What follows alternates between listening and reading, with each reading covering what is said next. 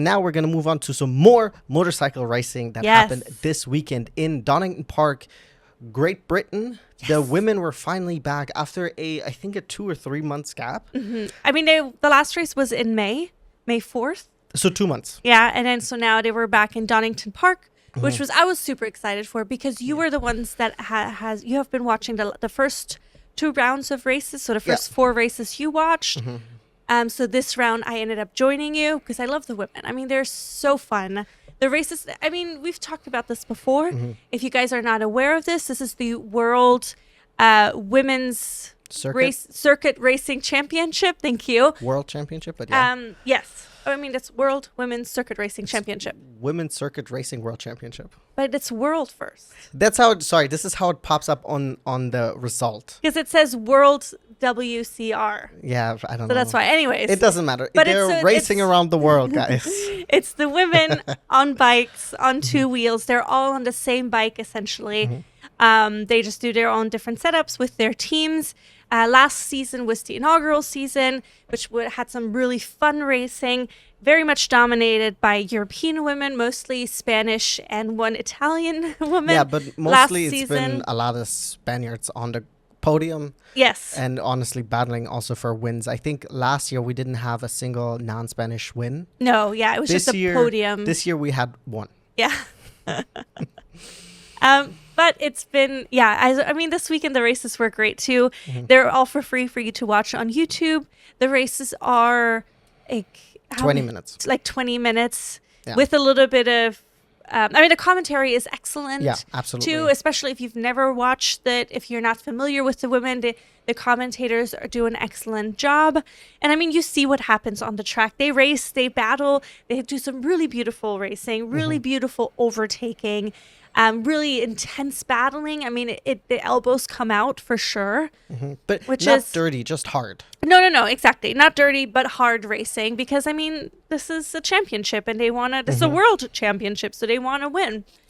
So this weekend, Donington Park was really exciting. Both of the races were excellent.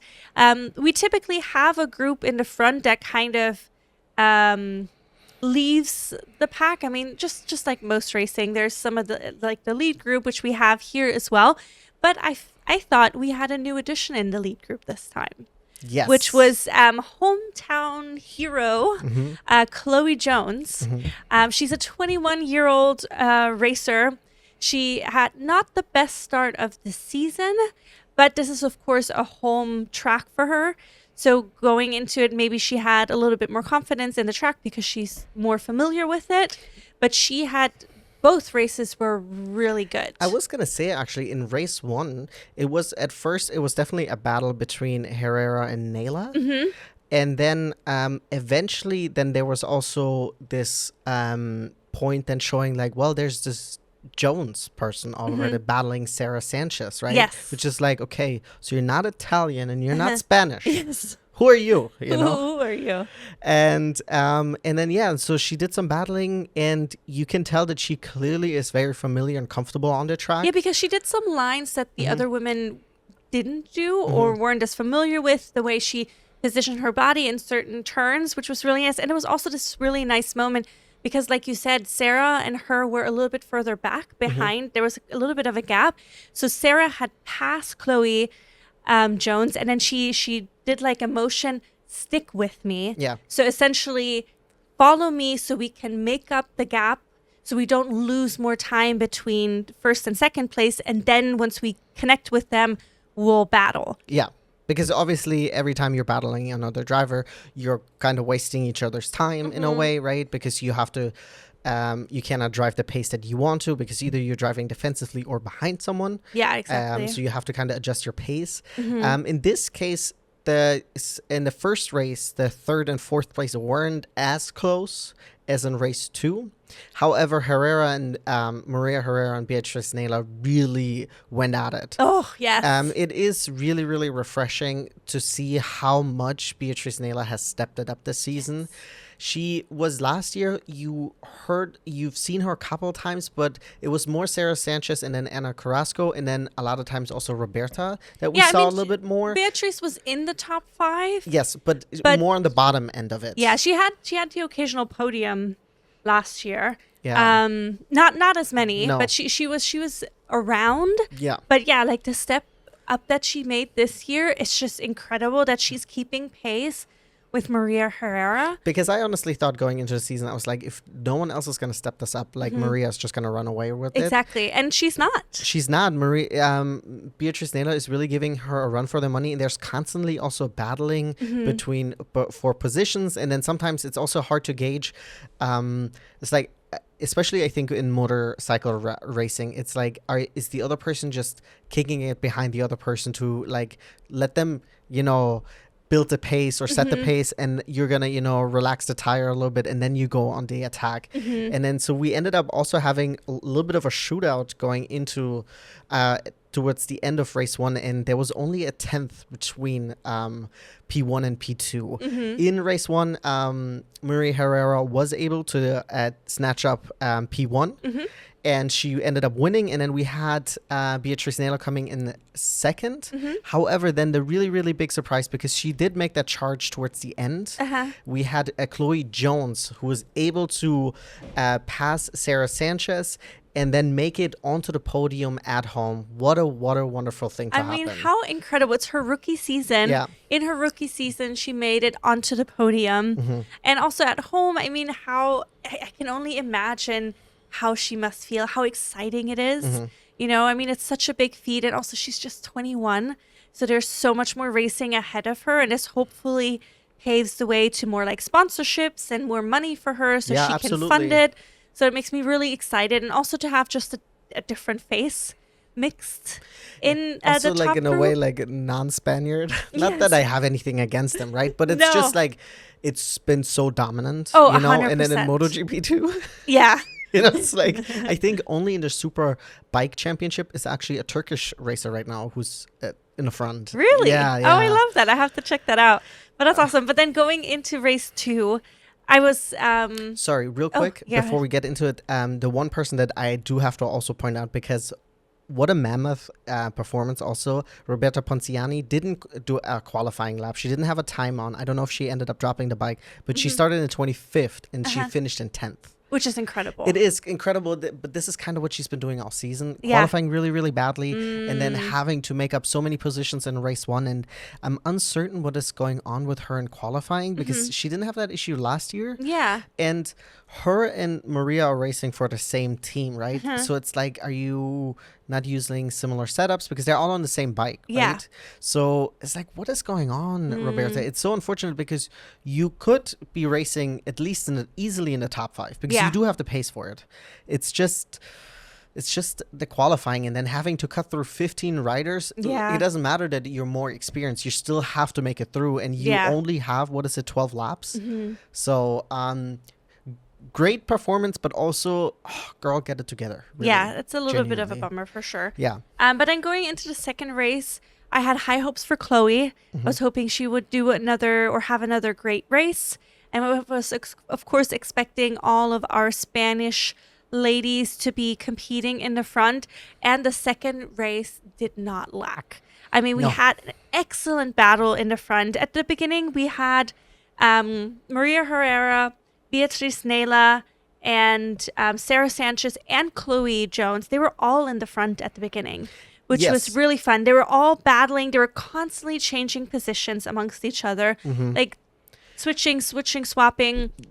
And then we had another group of 2 a little bit further behind that ended up joining the pack as well. Which was included Roberta Ponziani and a French rider. Correct. But what I will say, though, is that Maria in the start caught everyone napping. Oh, she had yes. a phenomenal start. She That is started so from P4, and she overtook everyone and made it into P1, essentially going, I think, into turn 1. And I mean, come on, that was very, very impressive by her. She had that perfectly I think timed. Sarah Sanchez had a really poor start, but it's just like, it was like Maria just slingshotted past everybody. Honestly, she had so much more traction. She had a fantastic start. And yeah, so you do have to give really, really big props for that because it also looked really cool. It did. But it was so fun to watch because they were Yeah. just literally the five of them kept swapping positions constantly. And then towards the end, we had the other two riders joining the group, which was such a fun, competitive front group of 7 riders. And it was literally, you had no idea who would take it all at the end. Yeah. Because even going into the very last hairpin, or the second to last hairpin, I think it is, they were all so close. And then unfortunately, Maria Herrera and Chloe Jones got together, and Maria was able to stay on the bike. Yeah. However, Chloe crashed out, which was so unfortunate. It is unfortunate. It wasn't really anyone's fault. I mean, if I would say anyone is at fault, right? Because in the end, this is a racing incident. I would probably put it a little bit more on Chloe than on Maria, because if you're gonna take this aggressive line, you're gonna have to stand on it, Yeah. right? And and it's like you're squeezing in somewhere where it's already super tight. Yeah. So very, very unfortunate that literally second to last corner she went down, right, at home, because she probably would have fought for a podium finish again. Yeah, I mean, because they were all so close, so there was definitely it's like six riders on the front. Yeah, so there was still space for her. She did make it back onto the bike. I think she ended up in 15th, if I'm not mistaken. 11th. 11th. Okay, so better than that, but outside of the Yeah, points. it did help that there was about 14-second gap between P5 Ponciani and then P6, so that probably helped her and then obviously her bike was almost on track. Yeah. So she kind of she was like, at first she was like, hey, and then she was like, let me just get back on the bike. Yeah. And then keep riding, because in the end, if the race director is going to say something about it, just finish your race, right? Exactly. Just finished the race. And then so we ended up having a really close finish. And then in third place was Maria Herrera. In second place was Sarah Sanchez. First podium of the season for her. Oh, which is really nice because her season hasn't, I guess, been quite as good as her last season ended. And then in first place, Beatrice Nela. And she was elated. Yes, of course. She was super excited, which it was also so important for the championship. Yes. For her to finish not only ahead, but also 2 positions ahead of Maria Herrera, Yes. which cut down her championship lead down to only quote unquote 9 points. Yeah. And we're now officially halfway through the season. So that means we have 6 more races to go. Yeah. And I'm of course also really, really happy for Beatrice, because she's clearly been putting in the work. Yeah. And she is, one of the most charming people in the world. Oh my gosh, incredible. She just oozes natural charm in a way that is just like Selma Hayek level Yeah. type of charm. It's crazy. But more cutesy than sexy. Yeah, 100%. Yes. But yeah, so it was really, really awesome race, and it was so competitive all the way to the end, especially with that second group joining up to the top 3 or 3 kind of ish. So that was really, really awesome. It's good to see that Roberta Ponciani finished in 5th. That I was really happy to see that. Also very exciting to see that our girl Tyler Ralph finished in 7th. Yes. And she started in 11th. Her first race wasn't as good, so it was really good to see her make up all those positions. Of course, we did have 2 DNFs, unfortunately, but c'est la vie. But I mean, we watched it after we had watched MotoGP, so those 2 DNFs felt like nothing. Especially when you have 25 racers on the grid, right? Exactly. If like about 90% finish, that's much better than what MotoGP had in store for us this weekend. And then the great thing is also we only have a week break, and then the women come back again. again. That's awesome. Which is really nice. The 2 months felt long. Yeah, 2 months was really long. And I almost thought we missed the race because I was like, how much time is in between these races? Yeah. But next round number 8, will be the Hungarian round. So it'll be the weekend of the 25th through the 27th of July. And so as per usual, they will have 2 races that weekend, Saturdays and Sundays. So I'm very much looking forward to that. And then again, you can watch it for free on YouTube. You just go onto their channel, and then under their live section, you can either watch it live or the recordings like we do. Yeah. So really, really awesome. Now let's take a look at the championship real quick. We have in first position, Maria Herrera with 131 points. Trailing her by only 9 points is Beatriz Nela with 122. And then there's quite a gap then between the next, between P2 and P3. We have Sarah Sanchez with 89 points. And then Roberta Ponziani in fourth with 86 points. So there's definitely some fighting between the two of them who's going to take at least P3, because I do think the championship will be decided between Nela and Herrera. I think so. I think I would we'll be have very surprised if Yeah. neither of them would win it. No, exactly. No, I definitely think that we'll have a battle between Nela and Herrera for 1, and a between Sanchez and Ponciani for 3. And very cool, on the side of the track, greeting her friend Beatriz Nela, we also saw current reigning World WCR champion Anna Carrasco, because she is in the Superbike 3 championship. No, it's at the World Superbike Super Sport. Sorry, yeah. Superbike is the highest one, and then it's Super Sport and Super Sport 300. Yeah. And I think she races in the Super Sport. Just the Super Sport, yes. World Super Sport. Because I looked it up earlier because I was curious. I couldn't remember which one, but so obviously she was also on track that weekend, and it's awesome to see her. I actually don't know how her race went. She's been like towards the back of the pack as of right now, but I mean, it's a new team, it's a new bike, it's a new series. Because before that, she did compete in the Super Sport 300, but this year is the first time. Yeah, exactly. So we'll follow her career as she moves forward. 100%. Yes, and then we watched one more thing this weekend, a very long thing this weekend.